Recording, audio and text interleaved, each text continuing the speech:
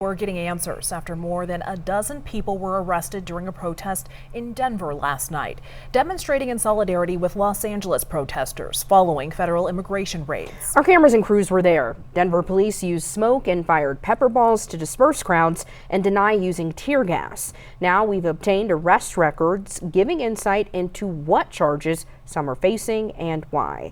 Denver7 investigative reporter Natalie Chuck joins us now in studio. And Natalie, you sat down with the Denver police chief today to find out exactly what happened. Yeah, Micah and Jessica, it was a very different scene out at the Capitol this afternoon. A few protesters were still out there on the sidewalks, but it was nothing compared to what we saw last night. That's when hundreds of people marched from there to I-25 in support of those protests in Los Angeles.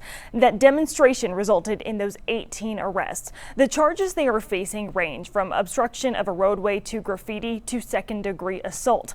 I read through all of the arrest documents. The majority of them detail arresting protesters who ignored commands to leave areas where they were in the way of traffic. But one claims a suspect punctured the tire on a police car. Someone reportedly threw rocks and bottles at officers. Some protesters were believed to be making Molotov cocktails, and another person allegedly hit someone over the head with a skateboard. We know more protests are scheduled for this Saturday, and we believe they will probably be bigger. One permit filed is for 8,000 people. So I asked Denver Police Chief Ron Thomas how likely he thinks it is that the situation could escalate.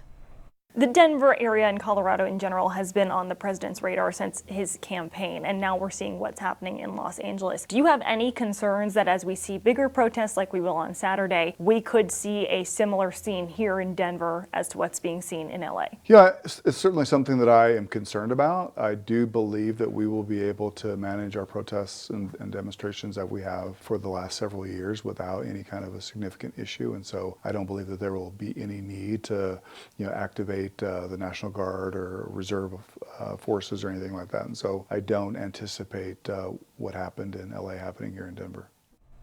Again, back at the Capitol today, a few protesters continue pushing their message forward. This woman telling us she is originally from California and she is, quote, horrified to see the military deployed there and the ICE raids unfolding. She says she plans on attending Saturday's protest, and I asked her how important is it for these demonstrations to remain peaceful. I guess peaceful in terms of nonviolent, for me, that is really important to keep it nonviolent. I feel kind of like I could go either way on the property damage because, when people are angry, they should express themselves, and a lot of times, that's what it takes to get people's attention.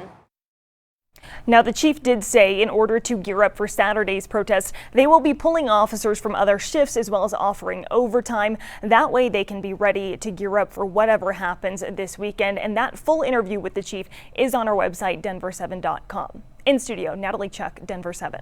Natalie, thank you. And Denver7 was there as protesters stepped off the lawn of the state capitol and spilled into the streets of downtown Denver last night. We've also covered the protests coast to coast since they erupted over the weekend. Find our latest coverage on Denver7.com and search immigration protests.